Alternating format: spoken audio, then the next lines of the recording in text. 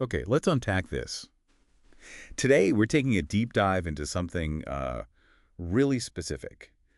The steps for a Class 4 vehicle inspection test. Right, and we've got this document, basically a checklist, that lays it all out. Exactly. And our goal here is to kind of walk through it almost like we're the ones taking the test. Yeah, performing each check, explaining it out loud, for the examiner, simulating that whole process. What does this kind of standard safety check really look like day to day, especially for things like taxis or small buses? Yeah, What's on this list? let's find out. We'll start under the hood, just like the document says. Okay, so examiner's watching, first thing. Park brake, you got to show it's set. Then, okay, engine oil, pointing out the level, checking the quality, making sure it's, in the right range. And coolant? Yep. Check the level there, make sure the cap's on tight. And it's interesting, the list actually mentions checking the coolant level again later. Shows how vital that is. And then the battery. Right. Need to show it's secure, no corrosion, no leaks, nothing like that. Make sure the cables are tight too. Belts. Belts. Belts, yeah. You're checking the tension, visually showing there aren't any obvious cracks or damage. Same kind of check for hoses, I imagine. Exactly. Looking for cracks, cuts, and especially bulges. A bulge is a bad sign, means it could fail soon. Right. Internal breakdown. Good point. And finally, under the hood, just a visual check. No obvious oil leaks, no water leaks. Okay, that's done. Right. Examiner, moving into the cab now.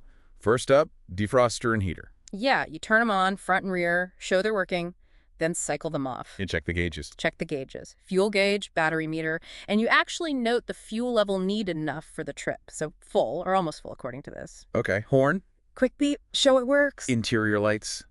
Instrument panel lights. Turn them on, turn them off, Okay. show they all light up. And then, really important for driving, mirrors. All three. All three. Adjust the rear view, both sides, and you state, okay, mirrors are adjusted for me. Makes sense. Seats and seat belts next. Yep.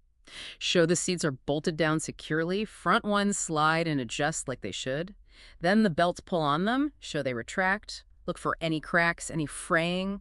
Good condition overall. And windows. Windshield. Check the glass condition first. No big cracks, reasonably clean for visibility.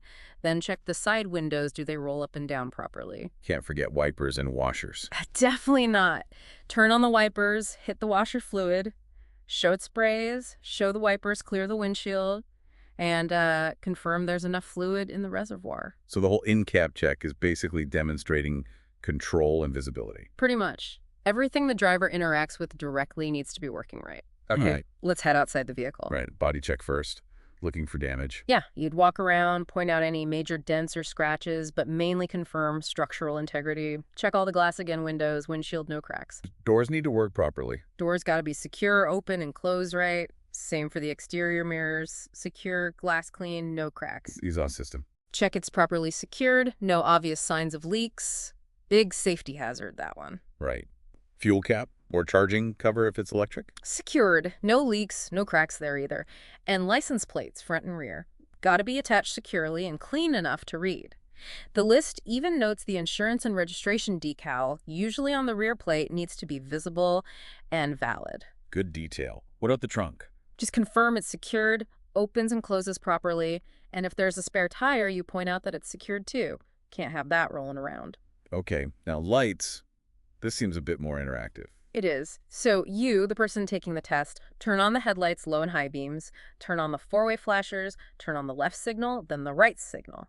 You show all those are working from the driver's seat.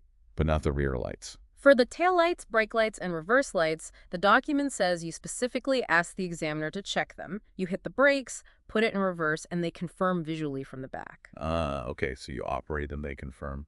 Exactly. And don't forget, the license plate lights got to make sure they're on too. Almost done. Wheels and brakes left. Right. Tires first. You're checking the tread depth, making sure they're holding air, no cuts, no bulges on the sidewalls, visual inspection. Bug nets. Check that they're all there, look tight, no obvious looseness, no signs of grease leaking from the hub, that sort of thing. And then the brakes themselves, Right. crucially before moving. Absolutely critical. Before the driving part of any test starts, you demonstrate the parking brake holds, then press the service brake, the foot pedal, show it feels firm, works correctly. And only after all of that. Only then the document says ready for test, meaning ready for the actual driving portion, presumably. Wow. Okay, walking through that, explaining it step by step. Mhm. It really emphasizes how methodical this has to be. It does. And if you think about the bigger picture, it's not just a checklist. It's a structured way to demonstrate visually and operationally that a vehicle meets a fundamental safety standard. Yeah, verification through showing, not just assuming. Exactly. Simple checks mostly, but they cover the critical systems. So here's something to ponder. Looking at this specific list, what does it tell us about the kinds of failures or safety issues that are considered most common or perhaps most critical on these types of vehicles? What absolutely has to be checked and demonstrated every single time?